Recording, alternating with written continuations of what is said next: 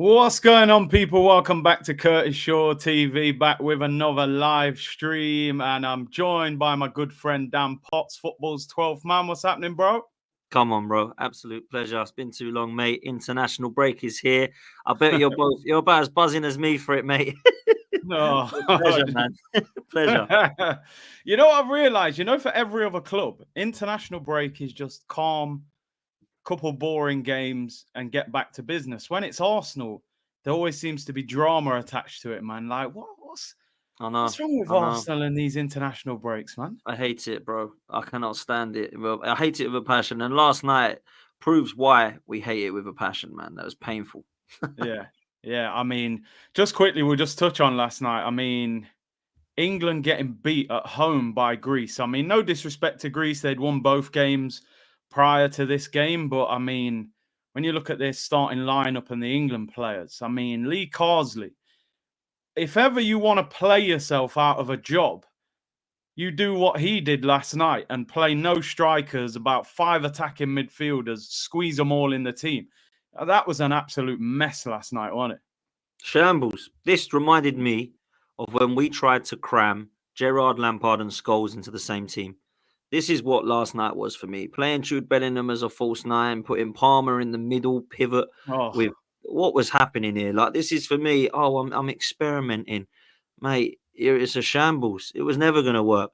And Foden is one of my favourite players in the Premier League, but he has been invisible in an England shirt. And I think it's time for him now just to be sold, look, it's time for you to be on the bench. We play Palmer we play Bellingham and Rice, and then we have Palmer in the 10, Saka right, Gordon left, and Kane up top. And if we can't, one of those gets injured, then Foden comes back into the 10 or bring him on, because Foden has not done anything in an England shirt, and he's been incredible for Manchester City for about 3 or 4 years. But I'm looking at this boy and I'm thinking, this looks like a completely different player. Now, having said that, I didn't think Palmer was exceptional. Bellingham did a nice few flicks and tricks and got the goal. Rice, I didn't think had his best game either. Saka got injured, which we'll come on to. It was a disaster. And I'll tell you what, I'm never putting that pair at the back again. That Colwell, is he supposed to be good? I know he cleared one off the line, but he was dreadful. And Stones was awful as well. So, look, man, I think England have basically got a lot of attacking midfielders, but other than Kane, nothing up top. Not really any centre-halves like Terry or Rio. And then obviously in the goal, I mean, Pickford was flapping more than I've ever seen in my life. So, really, it's put a bit of a downer on how good England actually are, if you get me. In terms of the attacking midfielders, we've got them in abundance. But other than that, England are very average outside of that, aren't they? Do you know what I mean? Very, very. It's funny because from the outside, you look at the England job and you think, that's a great job. Like, you've got so many good players there. You would be the hero if you won a World Cup or won a Euros with that England team. But nobody seems to be able to just put this team together. And like you said, Foden to me is the epitome of being raised in a system and not being able to play outside of it. Because outside of that Pep, system at Man City, he looks dreadful in an England shirt. And it's not because he hasn't got the talent, but why? I mean, do you think it's what people are saying there? Do we overhype these England players? And what do you think the issue is? I don't think we overhype them in the Premier League because I think they perform and I think they get the praise they deserve. When we try to put them together, there's no telepathy or understanding. And we've got to try and work out how we get that telepathy and understanding. I think some of it is actually by making it less difficult for them, by playing them in their rightful positions. I think our England over the last 20 years have always tried to force somebody on the left-hand side. When was the last time we had a proper left winger in England? Tell me the last left winger England had, because in my era of football, we haven't really had one. Like, if you look at it, real talk, it's probably been Joe Cole. It's the only one I can look back at and go was a baller. All of the others, it was like Ashley Young was sort of there. Stuart Downing was there for a bit. Graham Lasso was there for a bit. If you go back further enough, it's like, where's our left winger? Like, and we've never really had any that have come through. So, look, there's an opportunity now for Gordon. I think Gordon can definitely hold down a place. I think he's been fantastic for Newcastle and, to be fair, for Everton. So there's potential for him. But we need to now stop with this trying to force players in. For me now, you have to play your number 10. And Foden just has to sit this one out because he's been invisible in an England shirt for a few months, in my opinion. Palmer, Saka, when Kane does play up top and he's fit, obviously is the goal scorer. Gordon I've mentioned, and I think Rice and Bellingham have to go into this kind of double pivot role because I agree, for me, I don't really see how else we get this England type team firing. I mean, I look at the talent pool, Curtis. I've got to say it's a disappointment, bro. You know, if you look at us growing up in the 90s, we had Shearer and Sheringham, but there was Ian Wright and Andy Cole that couldn't get in the side. Neither could Robbie Fowler, neither could Matthew Letitia. Then you move forward to the 2000s, and then obviously Rooney and Owen come onto the scene. Shearer and Sheringham were still there. But then actually there was Peter Crouch, there was Heskey, there was Akbodlahor, there was Bent. Now we've got Kane, and then in where we're going after that. Is it Watkins? Is it Solanke? Is it Tony? Is it Tammy Abraham? You know what I'm saying? We're worrying, man. We're getting really bad. There's not like there's 5 stacked. Left back, since Ashley Cole, who have we had that's half decent? Because don't tell me Luke Shaw is. He's never fit. Ben Chilwell, disaster. At left back, Tariq Mitchell's probably the one that's next in line at the moment, or Rico Lewis or Joe Gomez. So I'm struggling, bro, with certain positions. I can't lie to you. And I think with England right now, I think, yes, we've got an unbelievable amount of players, but the first 11, I think, deserves to win something. And I think Gareth Southgate should have got us winning something. But yesterday, it proved to me Lee Carsley has clearly got no clue. And it's time to go and get a proper manager now. You know, England have had this great squad apparently, but they've had Gareth Southgate, Lee Carsley, Sam Allardyce. When is the last time England had a proper top-class manager that you think, wow, you know, like, could we not go and get somebody like Jose Mourinho, Carlo Ancelotti, Diego Simeone that know how to win these tournaments? Even Thomas Tuchel, somebody like that. You look at a CV and you go, bloody hell, he's actually won something. But we're stuck with Southgate and Carsley and Allardyce and Steve McLaren and all this crap. Like, let's just get. Hey, go easy on McLaren. He's flying with Jamaica at the moment. So I'm defending Big Macca, you know. But yeah, him and Steve Bruce are getting managers of the months and stuff. Yeah.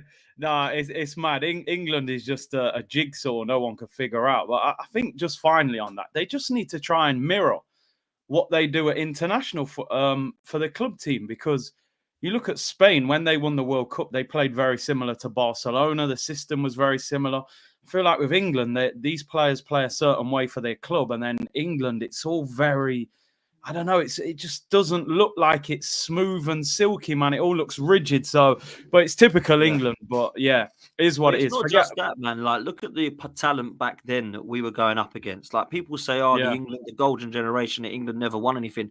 That's because it was going up against 98 France, 2000 France, 2002 Brazil, then Germany and Spain come into the mix.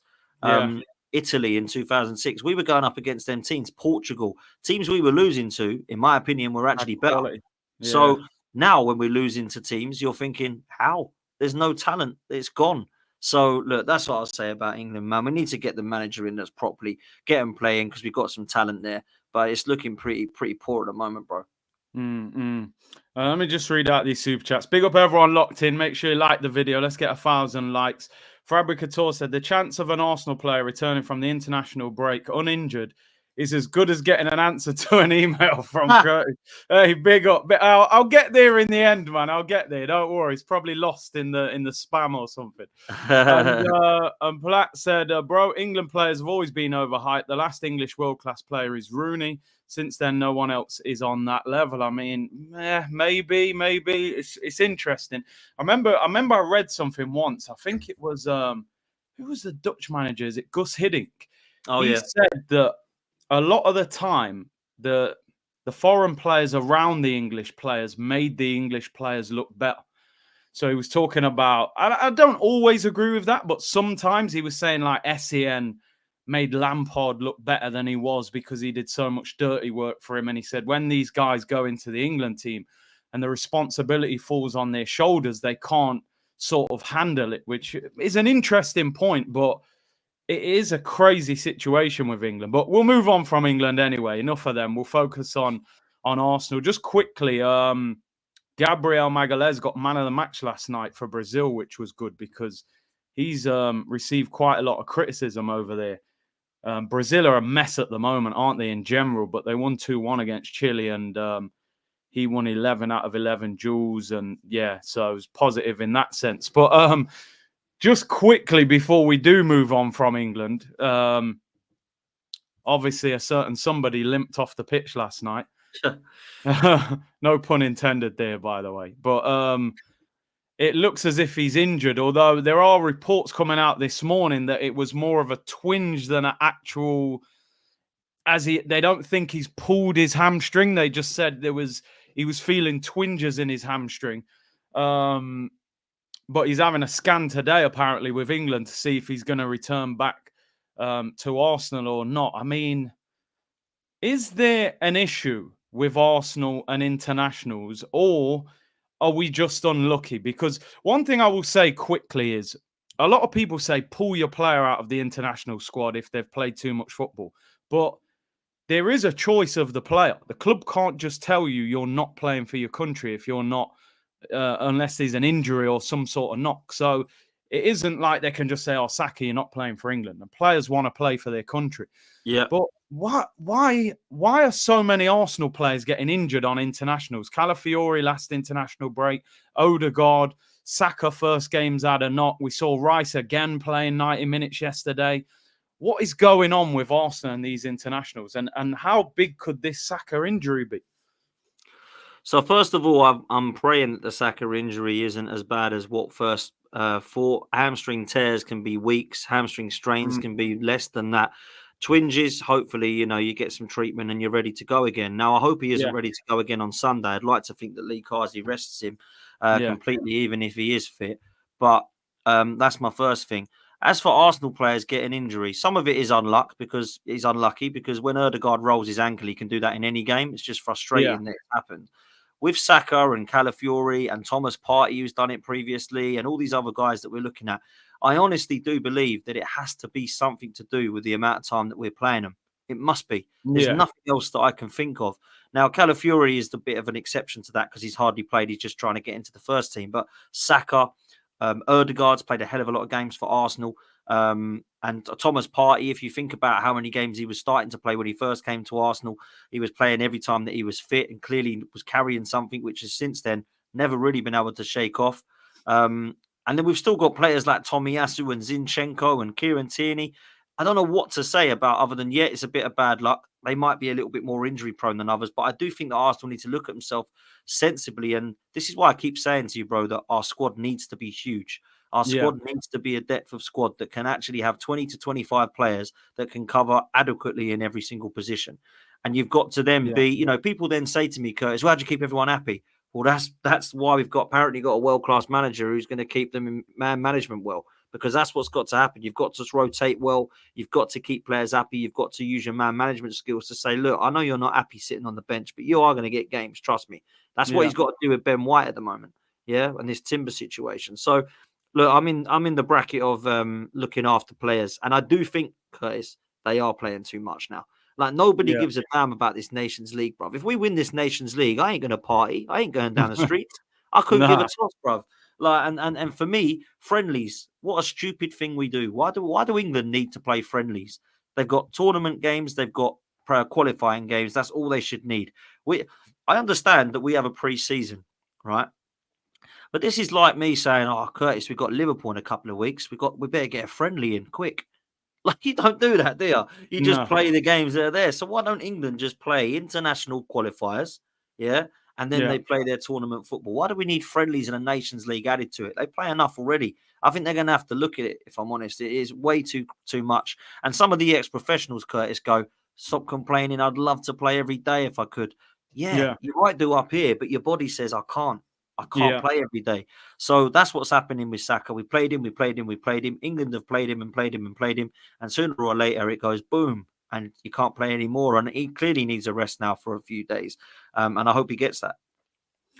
I suppose, and I agree with you, by the way, I think there is too much football. I think the reality of the situation is Saka gets injured for England, we blame England. But then do we have to look more at Arsenal and say, well, you've got the guy 40 weeks out of 52, let's say, and he goes with England for a few months. But why are we not rotating him more? We've brought in Raheem Sterling.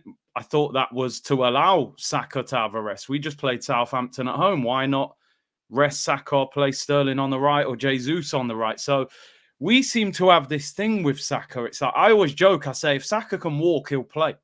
You know, he comes off the pitch injured. You're like, he'll play the next game. He'll start the next game as well. And he's one of the most fouled players in the league. So, listen, even if this is just a warning sign and he's back for the next Arsenal game, then great. But I think Arsenal need to look at Saka and start to manage him properly, because we saw with Jack Wilshere, Jack was being hyped as one of the best young English midfielders. Within 3 years, he was finished at Arsenal.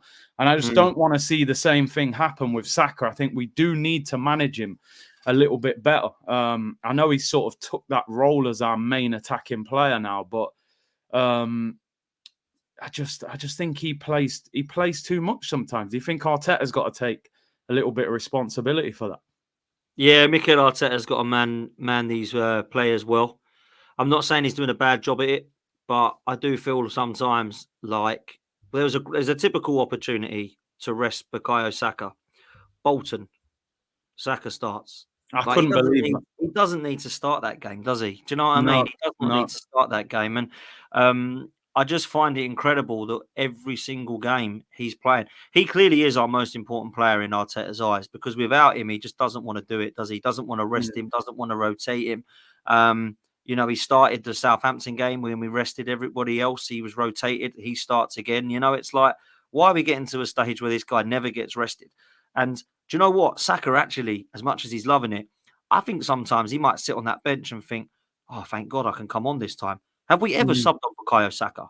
Can someone read that up? Can someone actually research that? Have we ever subbed on Bukayo Saka?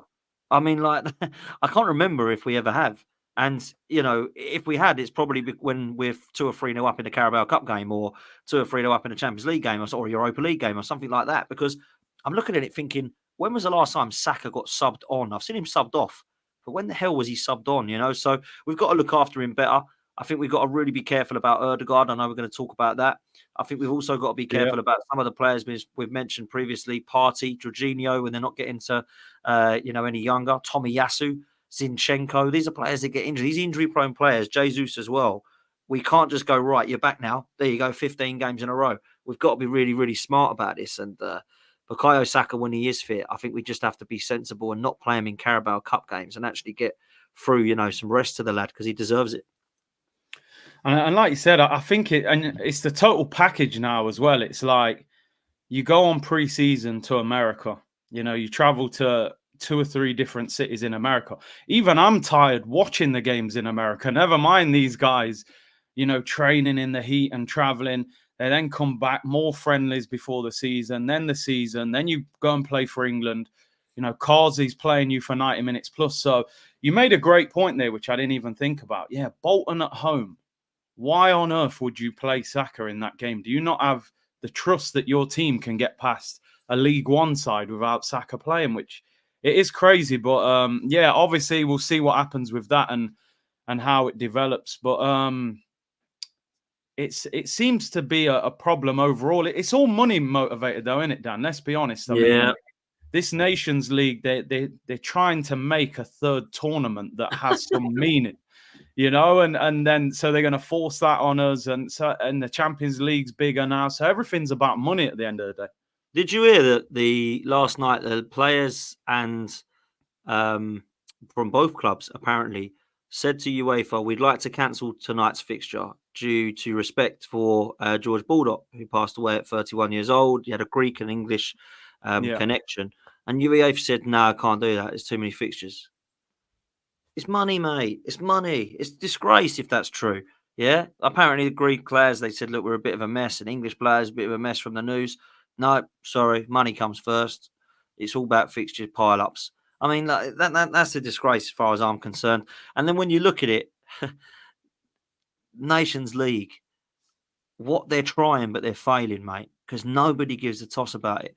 Like, this is the equivalent of playing, I don't know, let's say the Emirates Cup and trying to long it out. This is the equivalent of something like that, the Audi Cup. You know, nobody cares about this. Nobody gives a damn. I care about the Euros and the World Cup because it's got history and heritage. I don't give a damn about this Nations League thing. Can you tell me who's won the last 3 Nations Leagues? Couldn't tell you. I couldn't tell you. I think Portugal won one because Ronaldo was hyping it up, but yeah, Portugal and France is the answers for the last two, but I don't know who won the last one. But look, for me, it's a shambles of the competition, and it's just more games that they don't need to play. And look, Lee Carsley, I have nothing against Lee Carsley trying to get the best team because he's not going to just play experiment games when he's got to try and win them to try and impress to get the England job, right? yeah, But yeah. if it was me and I had that England job, I'd just go play Eze, give Bowen a chance, give Watkins a chance, Kobbie Mainoo a chance, Angel Gomez a chance, Jan Branthwaite a chance, Gearhey. I'll be playing all these guys, not Sakas and Palmers and we know what they can do. We've seen what they can do. Let's actually look at what we've got out there that's in the talent, that's sort of strength and depth. Because any of those players from the first 11 get injured, it's a massive drop-off, bro. The massive drop-off. So that's the way I see it with England. And with playing too many games, bruv, it's becoming a bit of a nightmare for him. And, Rodri is one that's come out and said it. And what's happened to him? You know what I mean? So, yeah, it's not looking good, bro, for players' fitness. I think a lot of people are saying it in the chat, and I agree. Is if I was a club manager of one of the big clubs, I'd be turning around to these managers and saying, "Look, you're not taking any of our players for the Nations League. Put an under-21 team out. They'd love it to play at Wembley in a full international." But then the FA will turn around and go, we built Wembley, we built St George's Park. The fans won't come if there's an under-21 team. So it all comes back to money at the end of the day, which is the sad thing about it. Let me read out these couple of super chats. Sam said, big up C and Dan. What are your thoughts on Nwaneri not starting even with Odegaard out? For me, it's a bit cowardly. I think he's ready to start now. What's your thoughts, bro? Not one Premier League start since Odegaard's been out. I think it's a compliment to Trossard because he has actually come in and done well there. I didn't expect it, bro. I didn't. I thought Trossard was going to be used as a number 9 or a left winger, but to see him come in the middle and actually take that position, ball by the horns, he's been phenomenal. PSG was outstanding. He's been really good in the Premier League as well. Scored and assisted last night for Belgium. He's on fire at the moment, Trossard. So, yeah, that's one of the reasons. The other reason is he sees that he wants to bed him in. I think Arteta wants to bed him in. I think he's ready to start. I wanted him to start against Southampton. He was phenomenal when he lifted the crowd when he came on at Leicester. And in my opinion, that got us across the line when we needed it. So he's definitely one that's going to be used from the bench. I just don't think Arteta sees that he wants to rush this kid in. I think he wants to bed him in slowly and give him a few minutes from the bench to start with. I expect him to start in the Carabao Cup against Preston, that's for sure. But other than that, I don't think we're going to see much of him starting. But we might see glimpses of him from the bench, bro. But I'm a big fan. Love the kid. Unbelievable confidence. Fearless. Drives forward with the ball. Got a great left peg. Has a dig when he feels that he has to. Great vision for a pass. Got everything in the number 10 that I want to see. So, yeah, I'm excited by his future. But I think that we're going to see little glimpses of him this season. Not much starts for me. I just hope... there seems to be this thing at the moment at Arsenal that young players are leaving, and the narrative seems to be they don't see any route into the first team as a regular. And obviously Smith Rowe and Saka were promoted by Emery, and Arteta followed that on. But we haven't really promoted a young player since Arteta's been here into a first team regular. So let's hope, Nwaneri doesn't get itchy feet kind of thing. Doc said, big ups. The irony isn't lost on me hearing Carsley isn't good enough because he's not experienced yet. They're head over heels back in Tapas Pulis. Wow. No comment. We'll see at the end of the season, then we'll talk. Jay Edwards said, funny how England can't win without Saka, but Foden and Palmer were still on the pitch. Palmer, I let him off because the guy's playing centre mid. I've never seen him play centre mid in his whole career. But Foden, I kind of, I've run out of patience with him, shall we say, in an England shirt. And Latte said, big up C and D. Love your review on the 14-year-old wonder kid. Great job. Yeah, I saw that video you did. Who is that? I don't even know who that is. Yeah, big up, man. I appreciate that, Latte. So I will say this. This kid, watch out for him. The reason I heard about him is because he's a local boy to me. He's an Essex boy. He's actually from my hometown. So he was playing for a club called Stanway Rovers, who is up the road from me. He was recognised. He's now 14 years old. He's at England. He's at Arsenal in England, absolutely tearing it up, mate. Max Dowman. Remember the name, Max Dowman. He looks like he's going to be the next kind of Ethan Nwaneri that people are going to be talking about. He's absolutely tearing it up. He looked head and shoulders above everybody in the PSG game, and he scored an absolute wonder goal against Birmingham in the under-18s. He looks like he's going to be next level. Now, I know people have said this before about Dan Crowley and Arturo Lupoli and J. Emmanuel Thomas, Charlie Patino, all these guys. J. Right? Emmanuel Thomas has been locked up, bro. You know what I mean? Yeah, that's true. Wow, yeah, I shouldn't have mentioned him, but yeah. He's one that's been there. But there's been loads over the years. I've been so impressed by him. It's not just how good he looks on the ball. He's 14, bro, and he's doing it with like 17, 18-year-olds. Like, he is so much younger than everybody on the pitch. He's tall. He's got presence. His left foot's a beauty. He's got a vision for a pass. He can drive forward. He's got flicks and tricks. He's nutmegging people. He's bending them in top corner. He's using his right and left foot, scoring goals with both feet.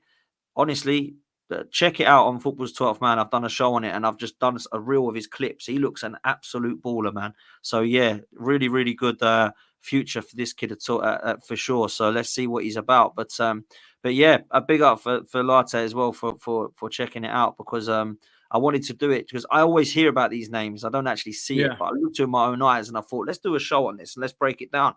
Let's look what he's about. And the reels that you see, the clips that I show on that video, he looks an absolute elite baller, man, honestly. So, yeah. Where does he play? What's his position? So he's a number of positions. He plays in the number 10, and he's also played in the Saka position, wide right, because he's got that left foot where he cuts inside and has a dig.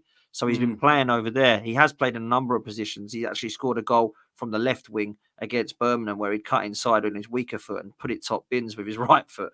He's an absolutely superb player, man, honestly. He scored. Do you know what? His goal against Birmingham was very similar to the one on your intro stream that you scored, mate. So I'll tell you that. Oh, fair enough. Maybe he learned, Oh, yeah, I can't wait for Max Dowman to, get to about 17 and leave Arsenal and probably go to Man U or Man City. Yeah, here we go. He's on his way out. But hey, anyway, let's talk about our current number 10 attacking midfielder or whatever we consider him as. This news was broke this morning. Now, we don't know how fully true this is because it's coming from a source that people saying's a bit up and down, but we'll see if any official confirmation comes out later today. But apparently Martin Odegaard has suffered an injury setback that will keep him out now until December. When actually Ben Jacobs said last week that he might be back for the Liverpool game at the end of October. So who knows what's going on here? I mean, he put a video out 2 days ago. Did you see him jogging and he was holding up the weights and stuff like that? I'm like, yo, Odegaard's nearly back, man. And now they're saying December. They're saying after the next international break. I mean, when you look at some of the fixtures we've got coming up in this next little break, Liverpool at home, Newcastle away, Inter away, Chelsea away. Are we in a bit of trouble here? And what's your thoughts if he has had a setback? So I earmarked November for a return for Odegaard. I believed he'd probably be back. Unfortunately, I always believed this injury was probably worse than we first thought, and Arteta was so coy about it that it made me think, this ain't good. It did make me laugh when we did the team photo and Odegaard sat there in the front row with a football over his left boot. I said, listen, he's got something wrapped around his ankle and they're blocking it. 100%, bro. He is 100% not good. Look, I don't think it's a shock. I don't think it's a setback. I just think that it was always around that time. And I think they're now saying, he's definitely got a setback now. Look, you can definitely be running on a treadmill. That doesn't mean you can go and play 90 minutes for a football game. You know that playing in your days, right? So, I think it's just him getting back to full recovery. I don't think it's a setback. I think they're trying to prolong what the injury actually was and try and give fans some hope. And then if they say he's out till January, everyone's down in the dumps and all the other rival fans are up about it. Whereas if he says we should see him in the international break, no, bit of a setback, but he will be back soon. It wouldn't surprise me if we get to mid-November and he goes, bit of a setback. We might be at Christmas time now. That's what I think might happen. With Odegaard, it's a bad injury, mate. It's a bad injury. If you've rolled your ankle, you know yourself, it blows up. and you've got serious tendon and ligament damage there that takes a few months to heal properly to this level. So look, one thing I know about Odegaard, not only is the treatment going to be excellent for him, he is one of the most professional blokes that we've got in the club. He will be training as hard as he can, doing everything possible to get himself back on that pitch as soon as possible. We've just got to give him time. And the biggest compliment I'll say lastly, Curtis, I don't actually feel like we've missed him results-wise. I think in certain games we've missed him in terms of, I wish we had Odegaard there. He would have thread that through. He would have saw that pass. We've definitely missed that. But in terms of the actual game, we went to Man City without him. We've beaten some big teams without him. We've beaten some good teams without him, although we should have beaten some of them. But I haven't once left the pitch thinking, if we had Odegaard, we would have won that game. Or if we had Odegaard, I fancied us in that game. I've not done that. So it's the biggest compliment I can give to Trossard and Nwaneri and some of the other guys. Saka and Havertz deserve their plaudits as well for the goals and assists they've been putting out. To say that if we were to miss Odegaard for a few more weeks, then at the moment, we're doing okay. And listen, if anything happens to Trossard, Ethan's got his chance. So people in the chat that want to see more of Ethan, it might be that we do see him if Odegaard's going to be out for more and Trossard isn't going to be able to play every single game. So, yeah, I can't say I'm shocked by this, Curtis. I'm not like stunned. It doesn't like, oh my God, I never saw this coming. I expected it to be November, December time. So yeah, it's a shame. I mean, I just want to say two things. First of all, I think you're absolutely bang on. I don't think there's been any setback whatsoever. I think people are probably just finding out how long he's out for. Because why is Arteta in every press conference never putting a time frame on it, which tells you that it's bad. Second of all, this is what Dan said when he was running on that treadmill. It's them new anti-gravity treadmills where basically it reduces your body weight. So it almost feels like you're not running on the treadmill. It's like this anti-gravity thing. I've seen it in a few training grounds. And that's why, I don't know if you heard him, he said, imagine you could run like this all the time because it's like you're not actually running on it. So that told me straight away that he clearly can't run and put his full body weight on that ankle. It's just a way of getting you back into the running motion without putting that weight on your ankle. So once I saw that, I thought, I can't see how he's back for the Liverpool game at the end of October. So I think you're spot on. I think as soon as he did this injury, the fact he was in tears, the fact he had his shirt over his face, he knew it was bad. I've done my ankle before, and it's a nightmare injury to recover from. You got so many little bones and muscles in them ankle ligaments. It's very difficult to recover. You've actually got to give it longer, and then you've got to strengthen it as well. So, yeah, I totally agree. I think Arsenal were playing it down, and then now it's probably coming out that he is going to be out for a few months. So, but yeah, I agree with what you're saying. Look, we haven't missed him as such because Trossard gives us something different. I think Trossard's a bigger goal threat than Odegaard. Maybe Odegaard, I would say the ball goes through him a lot more in that he will dictate the tempo of the game. But it is a blow, it is a loss. And, when you see Smith Rowe at Fulham doing well, it just makes you think, could we have kept Smith Rowe? But listen, it's one of them. We've got to get on without it. Are you still confident we can beat the likes of, Liverpool and Inter without him and Chelsea, Newcastle? Yeah, it's a fixture pile up again, bro. We've only just got through this Villa, City, Spurs, Atlanta thing. Now we've got to go and do it again. Incredible, really. When you look at it, Bournemouth away won't be easy. Shakhtar at home. Then we've got Preston, Liverpool at home. And then we go to three of the biggest away games we're going to play all season, which, of course, is Newcastle, Chelsea and Inter Milan all away. It's incredible amount of games to come at once. And I don't quite understand. We're going to have to get used to this because aways all the time is mad. Man City's have got homes all the time. Does that switch in a few years? I don't get it because this format has basically screwed us over for these away games, but it seems to have worked out all right for City, who have got home games in between their Premier League games. Very bizarre. Yeah. But look, can we win without him? Yeah, I think we can. I think Odegaard is vital, but I don't think he is absolutely needed to get 3 points. We've proven that we can win games without him before. And I think that we can win games without him again. I go to Newcastle away thinking that, they're not on the best of form. Chelsea, they've got no striker or goalkeeper that threatens me. I think we can get in behind them defensively as well. I look at Inter Milan. They're not absolutely flying out in Serie A, if I'm honest. So they're a team that's definitely a hard place to go. I think we could get by even if we draw that game. And I think we can beat Preston in the Carabao Cup. The Liverpool game, I don't know why, but I feel like that one could be harder than what people are thinking. Definitely. That's the You know what hardest I mean? game, in my I opinion. think so. I think it is. Mm. And people think it's not because it's at home, but Mm. we haven't been amazing at home, bruv. We haven't. Like, I look at our home situation. We're conceding goals against Southampton and Leicester. So we're going to concede goals against Liverpool if we defend as badly as we have been there. And I do feel like we need to get it defensively spot on against Liverpool, because I'm not sure at the moment, and I don't know what your thoughts are about this. I don't know if you wanted to talk about it or not, but the back four at the moment, there's a lot of thoughts about it. Who do we go with? What's actually our best four? And I would I know suggest at what the I'd go moment, with. well, listen, this is my theory on it, right? And I spoke about this last night and the night before. Everybody's saying it now needs to be Timber and Calafiori at fullbacks with Gabriel and Saliba. I actually disagree with that, and I'll tell you why.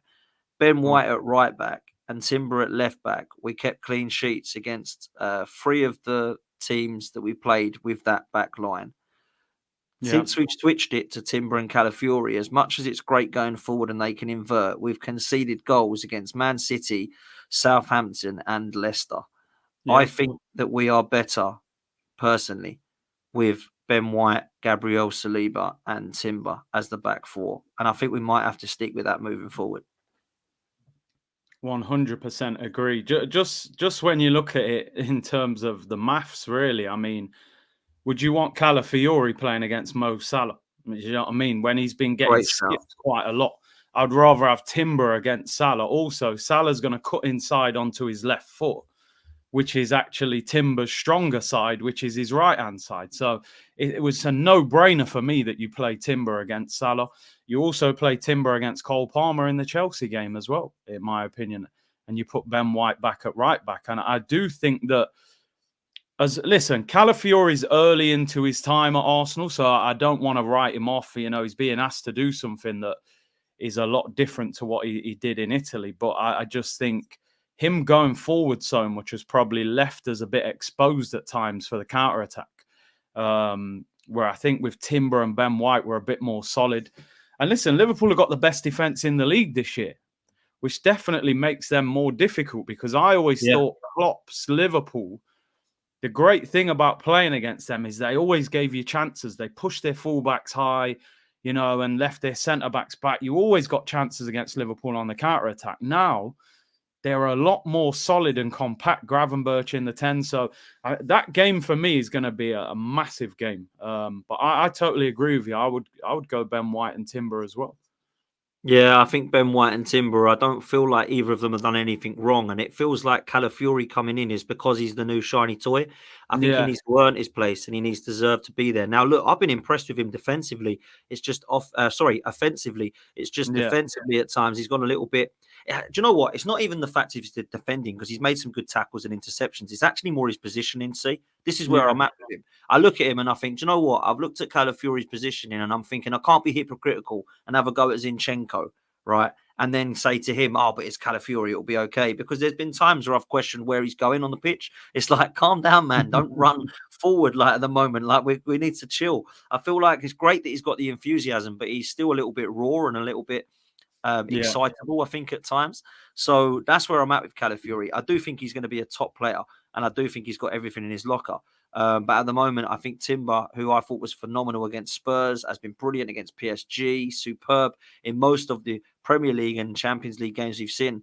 And Ben White for the last 12-18 has been one of our better players. So you know Gabriel and Saliba's there, but I think for me, I'm putting White and Timber, and Calafiori's going to have to come on and fight for his place. That's where I'm at. I watched a little bit of Italy against Belgium last night. Trossard scored.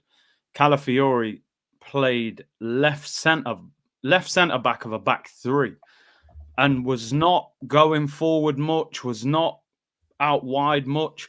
And even though they conceded 2, I just thought he looks really solid in that position. So I almost think at Arsenal, it's like we've said to him, you know, run forward. And, you know, every defender deep down wants to attack in football. So it's like Calafiori's got this license to attack. And then at times when he's got to recover, he gets exposed a little bit. But I reckon he's doing 2 or 3 times the amount of running in an Arsenal Yeah. shirt that he's doing for Italy. So I'm not actually sure that left back and inverting actually even helps Calafiori. I think defensively, he would be a lot more solid if you just had him tucked in a little bit and maybe invert from the right-hand side.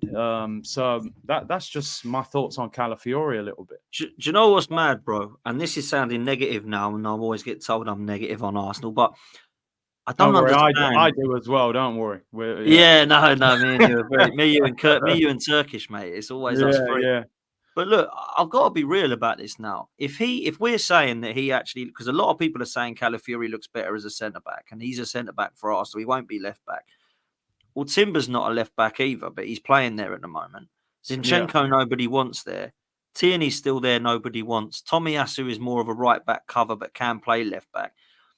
So who's going to be our left back moving forward then? Because I was starting to think if they're all centre backs and right backs, we need another left back again then. Like, so where are we going with this? Like, this is a serious question now. Like, how many left backs do we need before we get one that can take the job and ball by the horns? Because I still don't see a better all-round left back than Kieran Tierney. And a lot of people laugh at that and think, listen, Dan just loves him. Dan just loves Tierney. I do love Tierney, and I know he's injury prone and we can't have him and he's got to move on. But at least bring someone in who's like him. Because at the moment, I'm being told Calafiori can't really play left back, and Timber, he's not really a left back, but he's doing a job for now. Tomiyasu, he can do a job at left back. Kivior, he can do a job at left back. Zinchenko can play there, but he can't defend. Where are we going here then? Who is our left back at Arsenal then? If I had to give you a number 3 shirt, who are you giving it to as to play our left back for the next 5 years? I don't know who it is. It's mad, man. It really is. So, I don't know. Look, hopefully one of them can settle into that role because we're going to need them to. Otherwise, we're going to have to dip into the market again and get another. Don't worry. Big summer ahead. 2 more goalkeepers, 2 more left backs. I said this, that we hadn't replaced Tierney and Aubameyang still, and everyone said I was mad. But I'm kind of looking at it thinking, you know what? Tell me who the replacements for Tierney and Aubameyang are, people. Who is it? Who are the 2 replacements? You know what? Without being Mr. Conspiracy Theorist, which another thing I get accused of, I wonder if Ben White might get the Ramsdale treatment. Same. And I think Calafiori probably will be the left back, to be honest. Because why would you spend 40 million on him? I don't see him getting Gabriel out at left centre back. I think he ends up playing at left back in that position that he's playing. He probably just needs a bit of time. And then I just wonder if Timber ends up at right back and Ben White maybe. Listen, Ben White's been very solid at Arsenal. Actually, when he was at centre back, I didn't really rate him, to be honest. But at right back, I think he's been brilliant. The only thing I would say, 1v1 defending, sometimes he's a little bit suspect. Rashford's done him a few times. Mitoma this season done him. Diaz a few times. Even that Noah Lang for PSV kind of done him. So I just wonder if Ben White might get that Ramsdale treatment and he goes Timber Calafiori. Yeah, and this is my next kind of question on Mikel Arteta. How does he deal with this? Because there's a lot of people talking about who plays then, because Calafiori's left back, who's right back, Timber or Ben White. Now, I think that's the right thing to do. I don't think we should be switching players' positions so they can all fit in. I think we've got to decide who's our best right back, who's our best left back, and the others have got to fight for their place. It's brilliant because when you look at it, you look at the potential for squad rotation, squad depth. We want competition. It's a really good decision for Arteta to have to make. It's not, oh, crikey, I ain't got a right back here. Who am I going to play? It's actually, wow, I've got too many. What one do I play? That's what you want in every position. I do feel, however, that Ben White, I don't know. I feel like Timber has always been the future right back that's going to invert, and Calafiori's been brought in potentially as the future left back. Now, there is a caveat to this, Curtis, right? A lot of people have suggested that Gabriel and Saliba will never be broken up because the partnership's too solid, and I hope that is the case. But those people that believe that Calafiori is a left-sided centre-back are starting to suggest that he's the Gabriel replacement. So we've got a ball-playing right-sided centre-half and a ball-playing left-sided centre-half that can both defend well. And Gabriel, not being as comfortable on the ball as Calafiori, in the future might not no longer be there. And when he gets to 28, 29, you might see Calafiori alongside it. So there's a lot of caveats here. What is Arteta going to do? Is he going to see Ben White and go, you're the next Ramsdale? Is he going to look that potentially at Gabriel and Martinelli as well? Because I still feel a left winger is something that we're always linked with, whether it's Mudryk, whether it's Nico Williams, whether it's Leroy Sane, whoever it is we're linked with. They're the next three I'm looking at. What's your future for White, Gabriel, and Martinelli? So that's where I'm at with it, bro. But look, at the moment, I think for this season, I don't think we have to worry about that too much. Ben White would be my next worry, though. Because look, if Ben White starts playing and Timber goes back left back when he's fit, 'cause he has had a bit of an injury problem, White. So it's not like he's been dumped out the sides on the sidelines. If he's fit and he's playing, I think we're cool. If he's fit and he's on the bench, I think we're going to start to think, what's happening here? Is Ben White going to be the next one that we look at like Aaron Ramsdale? So it's a good point, man. Really good point. Yeah, I think you're right. Listen, I don't think there's any need to panic. Ben White has been carrying this injury, hasn't been involved the last couple of games, so naturally he's going to go Calafiori and Timber. And look, we've got 50 plus games this season. You do need the ability to rotate, that's for sure. Big up to everyone locked in. Over 2,000 of you locked in. Let's get at least 1,000 likes, and make sure you go and subscribe to Dan Football's 12th man. Links in the title. He's gone past 25k. He's putting in so much content, so make sure you go and support him. Big up Joshua. He said, big up Curtis. In my honest opinion, Arteta doesn't trust young players or develop them to be good enough in the way Wenger did. Saliba made himself Arteta hype. Oof. I mean, it clearly doesn't turn to the youngsters as much, but maybe he's under more pressure. I don't know. Joshua said, Curtis and Dan, the toxic twins, love it. Big up, Joshua. That could be the name of the show, man. You know what I mean? The toxic twins. And big up Matt Southern Gooner. He said, question for you, brethren. Sell Jesus in January. Listen, January, I'd be doing the deal right now, my friend. He'd be flying out in January. Do you know what? Somebody put in the comments earlier, oh, Jesus scored for Brazil last night. I said, bro, that ain't Gabriel Jesus. Jesus isn't even in the squad. There's there's a different Jesus who's playing left wing for Brazil. It ain't Gabriel Jesus. Mate, he's a mess, isn't he? Let's be real. Just quickly, what's your thoughts on Jesus? Ian Wright's put this, this 5-minute video out defending Jesus. We've all got to back him and support him. And listen, I understand it. If you don't get support from your own fan base, where are you going to get it from? But also, there has to be a time when you say, it's time to move on, or that deal hasn't worked, or we've got to do something else. As a football club, like I've seen people saying, I feel sorry for Jesus. Well, I'm not being funny. I don't feel sorry for him. He's on 265 grand a week. He plays for the football club that we support. He's a multi-millionaire. He's in a very privileged position. The guy is not performing at the level that he should be in any other job in life. If you don't do what you're contracted to do, your job is under pressure. So what do you make of Jesus? Would you stick by him till the end of the season and see what he can do? Would you be looking to get rid of him in January? I mean, where are you at with Jesus? Yeah, I'm kind of done with Jesus now. And I honestly believe, for the best of the football club, and the biggest compliment I can give Arsenal is that they've moved on from the likes of Jesus and Zinchenko now, just like Manchester City did. That's the biggest compliment I can give, because Zinchenko and Jesus aren't even bad footballers, Curtis. They're just not to the level that we require right now. And I feel like with Jesus, you talk about getting rid of him in January. The only reason that we won't is if we don't go and buy somebody to replace him, because he's the only backup that we've got, really. And he's actually a player that we do need right now in terms of a few positions that he can cover versatility-wise. So I think he will stay to the end of this season. I will be stunned if he's wearing an Arsenal shirt next season.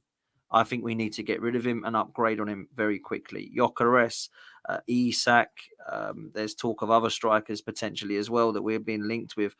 I don't really mind, but it needs to be somebody who's clinical in front of goal, because Jesus is not that guy. And do you know what?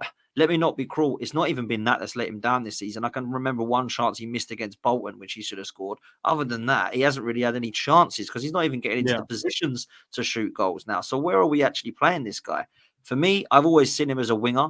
I've always seen him as a workhorse. I've always seen him as somebody who's brilliant when it comes to press.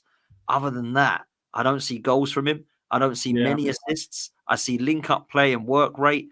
I kind of feel like that was fine to grab us into top 4. going for a title, I need an upgrade on him, bro. And that's nothing against him. I've got nothing against the man. I've got nothing against what he's done for Arsenal. He wants to be a number 9. He isn't going to be a number 9.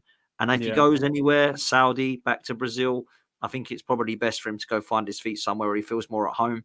Those injuries have not helped him. And it's time now. It's time. And we need to upgrade on Jesus. Just quickly on Jesus, I mean, I agree. I would let him go. I actually got nothing against him. I think he's a very talented footballer. There's no doubt about it. He's just not prolific enough and he's been injury prone. But if we're looking at a genuine solution for him, he was linked with Palmeiras. The rumor was he didn't want to go back to Brazil.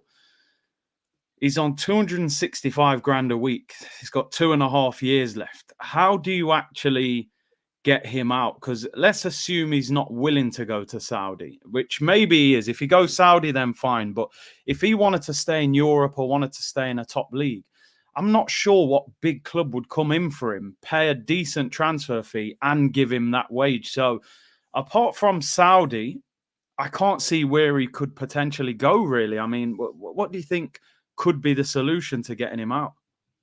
Unfortunately, if nobody is interested in paying a half-decent price and putting him on a half-decent wage, I truly believe that we've got a potential Sterling on our hands here, or we might have to loan him out, pay some of his wages, and then just let him try to feel unwelcome at Arsenal and go and find another club. Yeah. But I truly believe at the moment Arteta's loving him, says, look, you're still part of the plans. When it gets to the summer, I truly believe we might have to not do that and tell him that he needs to find another club. I said this on a show and I got kind of told that I was harsh. I think he's been a flop at Arsenal, Jesus. But some people say he hasn't because of the goals he scored for our first season. But that didn't win us a title. That just got us towards the top of the table. And then he still got injured and we had to play Eddie. I don't believe personally this guy has been any better than Lacazette. I don't think he's been any better than some of the other strikers we've had. He's not been better than Olivier Giroud. So I look at what Jesus has done at Arsenal so far for £50 million. I feel like it's been a flop. And some of that's injury and it isn't his fault. But some of it is just factual. He's not delivered and scored the goals. I think he's got 9 goals, 10 goals, and that's it, right? So a season. So look, he's not even getting Theo Walcott numbers, Gabriel Jesus. So you know, like it's been a flop, man, 100%. So that's where I'm going with it. That's where I'm going with it. So we have to sell, man. 15 goals in 2.5 seasons in the Premier League. I mean, that has to be considered a flop. He's the second top earner. There was a lot of excitement. Listen, I think we all know when we first signed him, before that World Cup, it looked like we had a player on our hands. We thought, you know, we can unlock him, get more goals out of him. He never started regular at Man City, but I think the injury has finished him. I honestly do. I think that knee injury has taken some of the sharpness away from him. He doesn't move as good now. And it's a shame, but I think Arsenal have to cut their losses with that one and move him on. Doctor said, was it worth the 80 million spent on Jesus and Zinchenko just to discard them so willfully? In my opinion, it's poor business by the club, spending so much to get so little. I mean, the only thing I would say is, I think at that time they were seen as good signings where we were. We just finished 5th. Conte had nicked 4th offers. We were a little bit, you know, in the doldrums, and you get 2 players from Man City who've just won the title. It felt like they were an upgrade on what we had. But you're looking at them now and you can see why Pep let them both go, to be honest, because Zinchenko's mentality has not been what we thought it was. And Jesus hasn't been the goal scorer. But I think you're right. Like you said, we've moved on from them the same way that Man City moved on from them. So I think it's a sign that we've improved. PTM said they raised the standards at the time, which I agree. I think at the time they were. Tactics said every signing is a gamble. Yeah. Unknown T's, Zinchenko and Jesus were sidemen at City. Let's be real. Yeah. Yeah. You know, it wasn't like they were the top dogs there. I wanted to get your thoughts on this story that's going around today. You never know when you see these stories, do you? Know, they say, oh, Edu's flown to Spain to sign this player. And, you know, he's flown out to get Mudryk. And then Mudryk's holding up a Chelsea shirt. But there's a story going around today that Edu travelled to Portugal to meet Hassan Setinkaya. I don't know, I've probably butchered his name. But Anyway, he's Gyokeres' agent. The meeting lasted for 2 hours. I'd love to know how they get this information. Like, you know what I mean? It was over 2 hours long. We've spoken about him multiple times. Isak, definitely one that we like.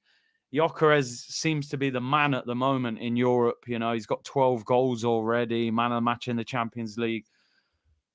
Could we get somebody like him? Do you see a situation where the Kroenkes give Arteta 80 million for a player in January, or are we dreaming with this? Because a lot of people say, stop talking about it. The Kroenkes won't give him that much money in January. Do you think this is realistic for Arsenal? It is realistic because the money must be there. The Kroenkes will be, in my opinion, able to afford this. Of Arsenal in the PSR, we're being told, are able to afford something in January.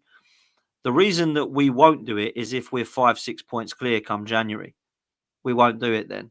If we're touching distance with City and we need something like that to get across the line, I think that we might do this. And this would be a phenomenal signing, by the way. We're not going to get Isak this January. That's a summer move, in my opinion. I think this is the only realistic choice to go and get somebody. We're not going to get Florian Wirtz in January. We're not going to get Nico Williams in January. We're not going to go and get Tchouameni or De Jong or Bruno Guimaraes or any of these guys that people want us to sign. Yeah. But Gyokeres is the guy we could get. He's got a release clause, which is £84 million, 100 million euros. It's a signing that we need. It's a signing we absolutely must, in my opinion, in January. Because people say if we get him, we won't get Isak in the summer.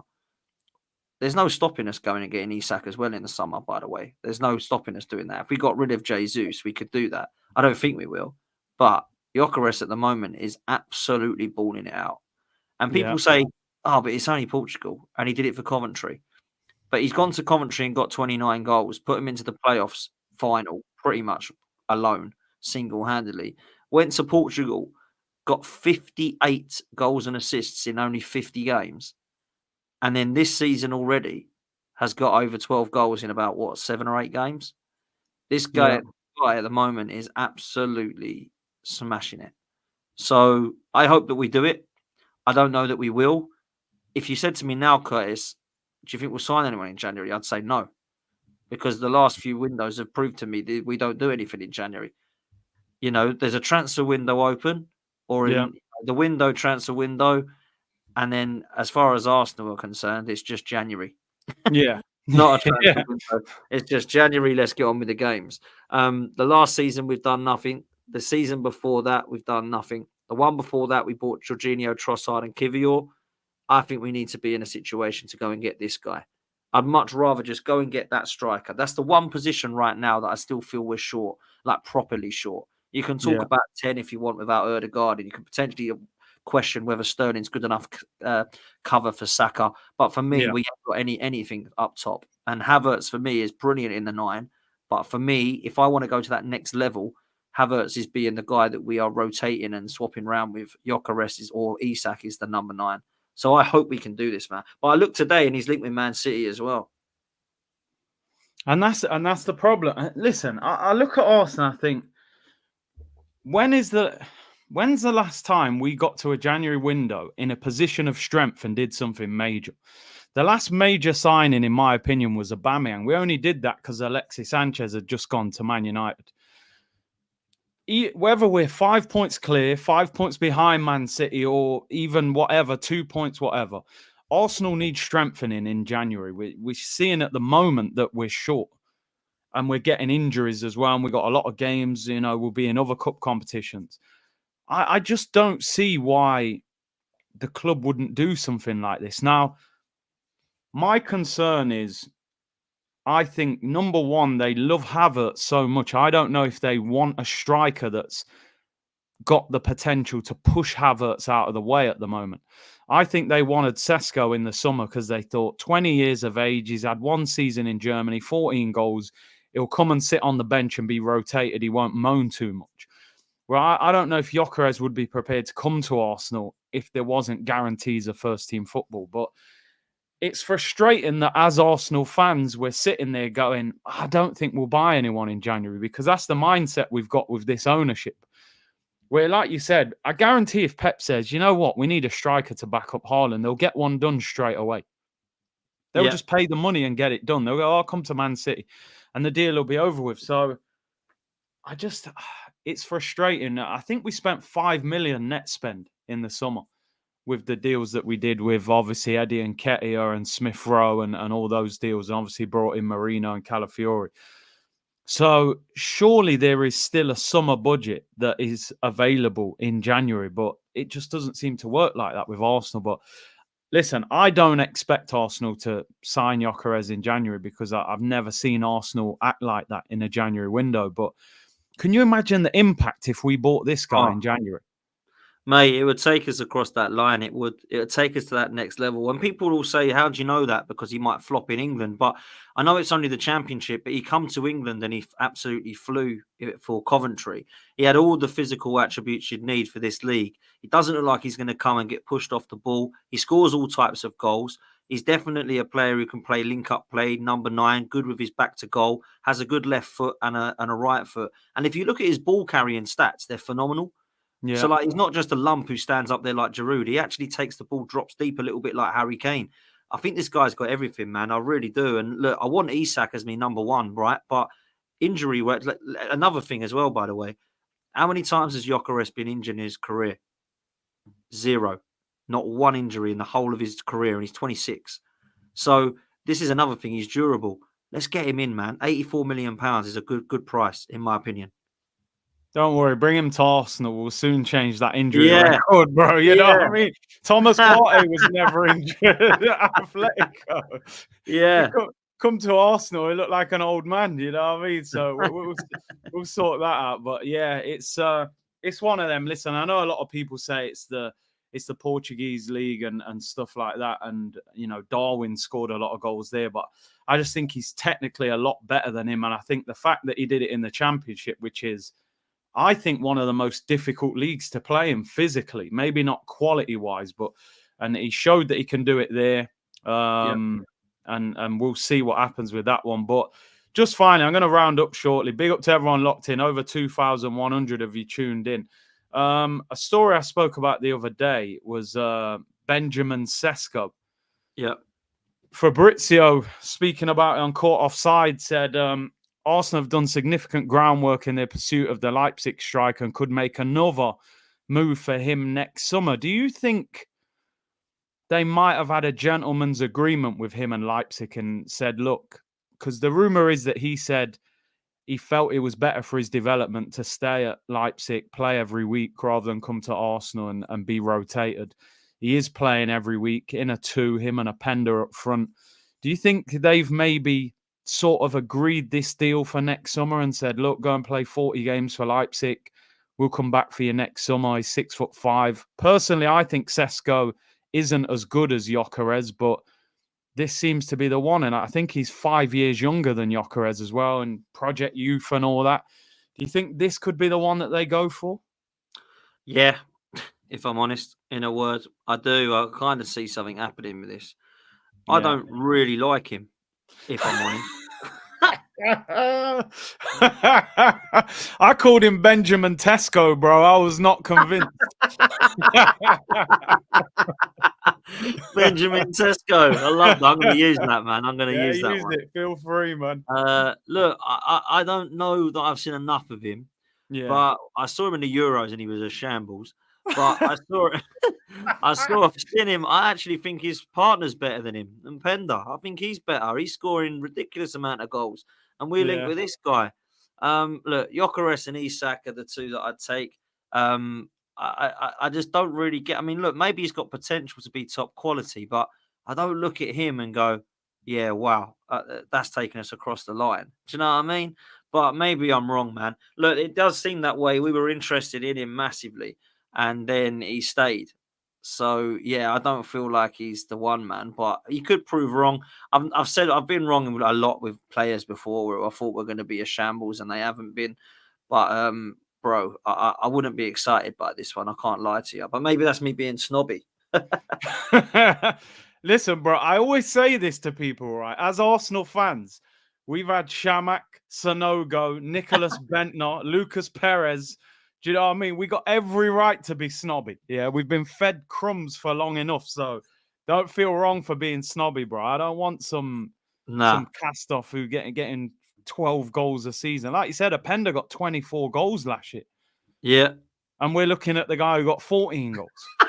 That's what I mean. Like, what's going on there? This is what I don't get, bro. We're turning up at the garage. Man's got a Lamborghini out front, and we're like, "Yo, I want to buy the Ford Escort." He's like, "Bro, I got the Lambo out the back." Nah, just take that one, bro. This is what I'm telling you, fam. I don't get this. Why are we linked with Benjamin Sesko when we have got Gyokeres balling out? Isak clearly doing it in the Prem. Hell, there's even players that I'd take probably that are ahead of Sesko. Maybe even Osimhen or. Yeah. You know, I would have taken Tony in the summer over this guy. So I don't know, man. I'm looking at Sesko thinking, is that going to take a... Let me put it this way. If Manchester City are sitting there now and we get this Benjamin Sesko guy, are they actually going to be really bothered? Are they going to be like, oh my God, Arsenal already? That's going to take them across the line, that. I don't think it will, bro. Look, we could be sitting here in 3 years' time going, do you remember we had that chat, me and you, Curtis, about how crap this Sesko was, and now he's like scored more goals than Ian Wright? We could be. Who knows? But I just don't see it. I just do not see it, bro. I've always said that strikers are Arteta's kryptonite. It's the one thing to me since he's been at this club, there's been an issue. You know, he had top scorer Aubameyang. He ended up on the left. He was done after that. Lacazette, the hairline went, everything went. He was finished. Jesus, you know, he's a mess. I think this. I always say, look, when you sign a player, you have to justify things. You have to answer questions to your owners. Now, they're going to turn around to him and say, you spent 65 million on Kai Havertz. He's on 275 on a 5-year deal. If he went to the club now and signed Gyokeres for 80 million, I think the first question they're going to ask is, what happens to Kai Havertz? You've played him in midfield and it's been a disaster in midfield. You've actually got him up front looking decent.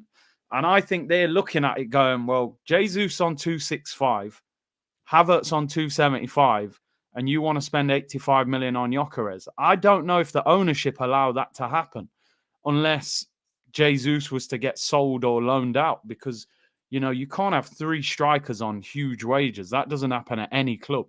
So I think we're stuck in a bit of a situation where until Jesus is moved on, you might not see a striker come in, which is why I don't think we'll sign a striker in January. It'll probably be in the summer, but I agree. We'll see. I mean, Sesko, 2 goals this season in 6 games, 14 last season. He's not pulling up trees, let's put it that way. And when you look at Openda, I mean, Openda got 24 league goals last season, 7 assists. He's already got 4. So he scores a lot more than him. But it'll be interesting. It'll be interesting.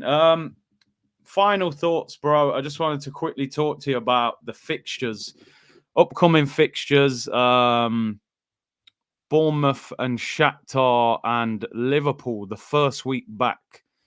The first 2 are obviously pretty good on paper, you would think. Bournemouth away, Shakhtar at home midweek, and then the Liverpool game.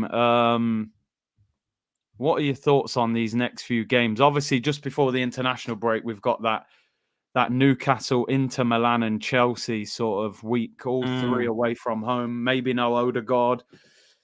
How do we approach that? And how many points do you think we need to get between now and the next window? I'll get the fixtures up, but so I think for me, I'm looking at these fixtures wisely. We can't rotate like we did against Southampton because we couldn't beat Southampton with that team, right? So we now have to do one or two things. We either rotate a little bit less, which is going to be hard, or we actually start our strongest team and bring off our 5 best players each time to actually give them the rest they need. I get you. And I think we might have to go down that route because playing that team against Southampton was a shambles. That was just worrying to me. Yeah, I didn't like it. There was no cohesion. It's as if they'd met each other on the pitch for the first time. All the ball, no idea. 1 shot on target from Thomas Partey, which was just a shot from outside the box. So not good enough for me. Bournemouth, we need 3 points. Shakhtar, we need 3 points. I think we can do that with a couple of rotations should we need to. Yeah. If Sterling come in, if Trossard has to play Martinelli on the left, if we have to go in the middle with either Partey or Marino, I think we can get through both those games with 3 points. Liverpool, you go as strong as you can, and then you try and get 3 points, which I think we need to get because they're top of the league, so we need to beat them. Preston, I think you make the wholesale changes then. You play the likes of Nwaneri, you play Lewis Skelly, you play Sterling, you play Jesus. That's the game where you completely rotate Preston. And then against Newcastle, you go strong again.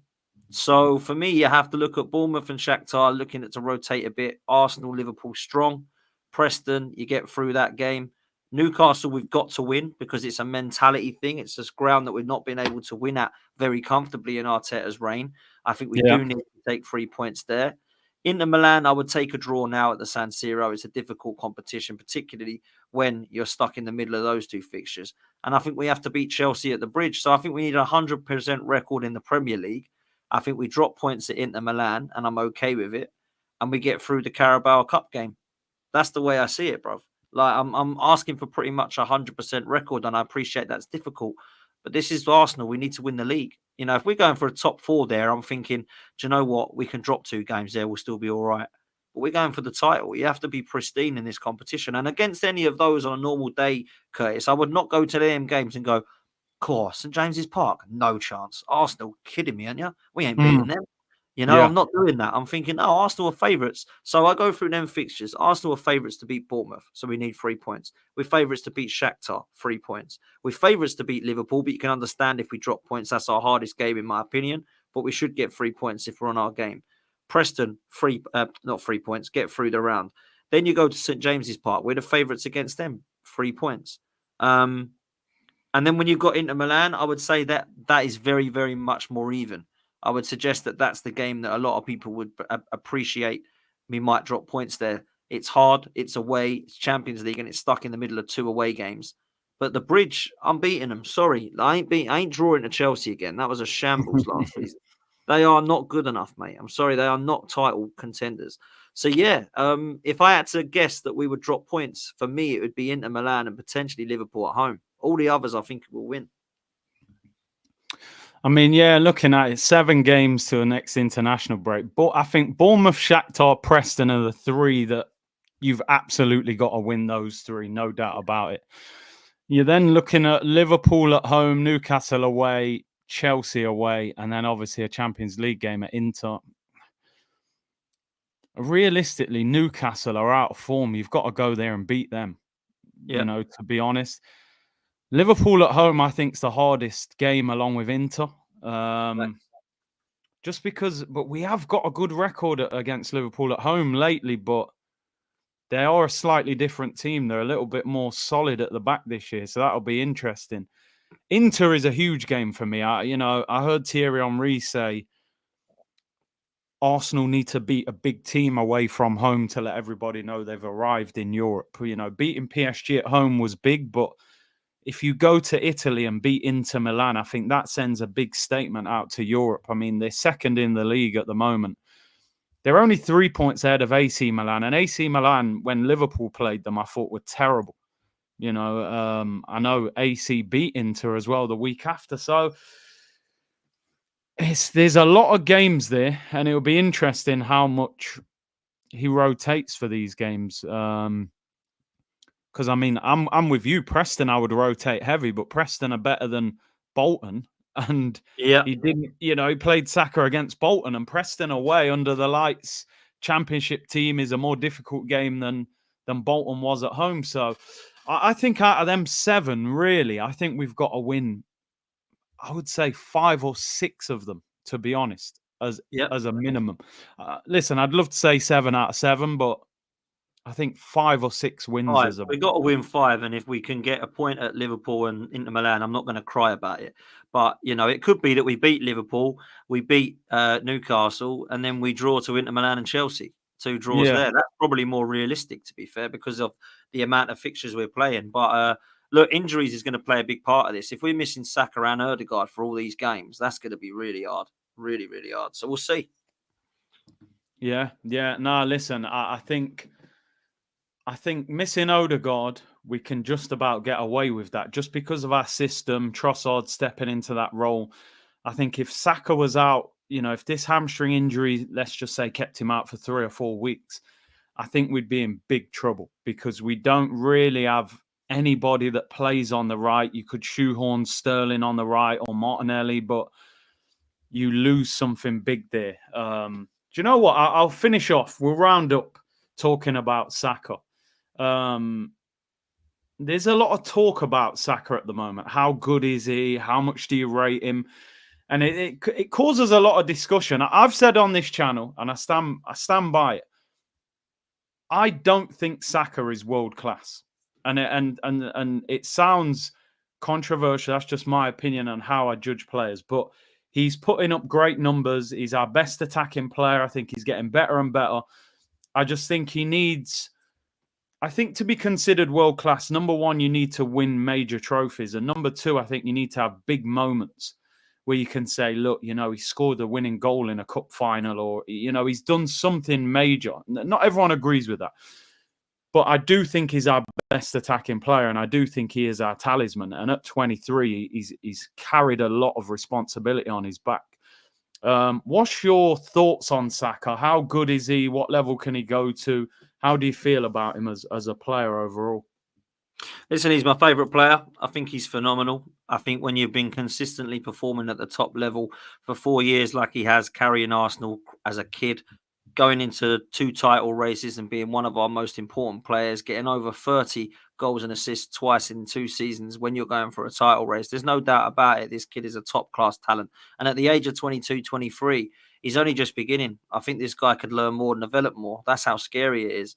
I honestly believe that he's performing at the moment at the top level for club and for country.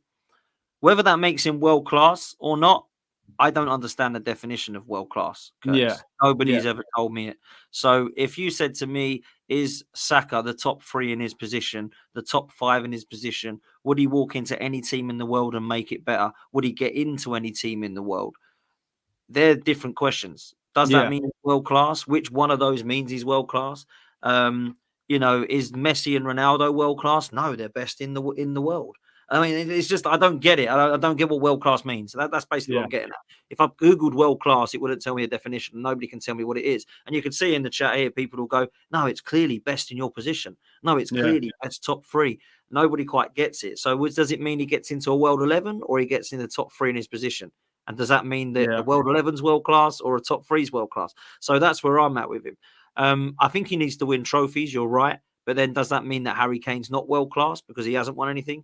It's very, very good topic to talk about, really, because I feel like no one really quite gets what world-class means.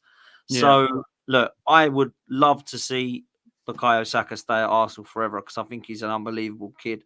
I think everybody loves him. I call him a kid. He's not a kid anymore. He's a man. And he's starting to show why. This guy gets kicked every single game and he carries on. And he keeps going. And we're starting to see now some of the disrespect. Oh, he just takes corners. That's all he does at the moment. Well, the guy's got more created chances from open play than anyone else in the Premier League. Go and check the stats. He's got goals and assists to his game. He delivers. He's threatening down that wing. Nobody quite knows what he's going to do because he can be unpredictable, Saka. And it's quite mad because I always thought when we had Pepe, it was so obvious what he was going to do. With Saka, he kind of plays similar in terms of that cut in. But he sometimes goes on the outside. And I would like to see him beat his man a lot more. But what I'm seeing from Bukayo this season is good. And the telepathy and communication and play that he's got in a partnership with Kai Havertz is looking superb. I think the pair of them have really shone the last couple of games. And I'm loving it. I hope he continues. Is he world-class? Don't care. Is he better than Palmer? Couldn't give a shit. Is he better than Foden? No interest whatsoever.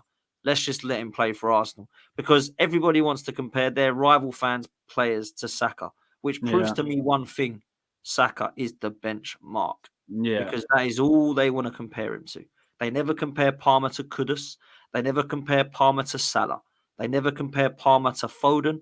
They never compare Palmer to Bellingham. They compare him to Saka because he is clearly the benchmark. And that's the biggest compliment you can give him. I think he's been phenomenal, man, and long may it continue, bro. Yeah, no, listen, I agree. Top player and only getting better. Abdul Ghafoor, thank you for the super sticker, bro. Fit said Arteta doesn't have the balls to get Victor Gyokeres in January. And Calafiore said, "I will make you like me, bro. I'm here to shine." So first of all, you made an account, but you've spelt his name wrong. But I appreciate the super chat, bro. Big up for the effort anyway. A for effort, F for achievement. You know what I mean? But hey, Dan, big up for coming on, bro. Really appreciate you giving up your time. 2,000 of you in the chat. So let's get 1,000 likes. Go and subscribe to his channel, Football's 12th Man. Link is in the title. Let the people know you're on today. What time are you back on? Big up, man. Yeah, I'm going to be doing a show later on. So please come over to Football's 12th Man, smash a like and a subscribe and hit the notification bell. Got loads of panel debates coming on that are getting very heated at the moment. The content that's going out at the moment is actually putting myself back with some popcorn because the other teams are all fighting amongst themselves. I do all football content, all football channel talk. So please come over and show some love, people. I would appreciate that. And Curtis, big up, man. Always a pleasure to come on with you, bro. Always, bro. Maybe we'll do another show, maybe next week on your channel. So look out for that, people. Big up to Dan. I'll be back tomorrow. Big up to everyone tuned in. Hit the like button and subscribe. I'll see you all tomorrow, people. Bless.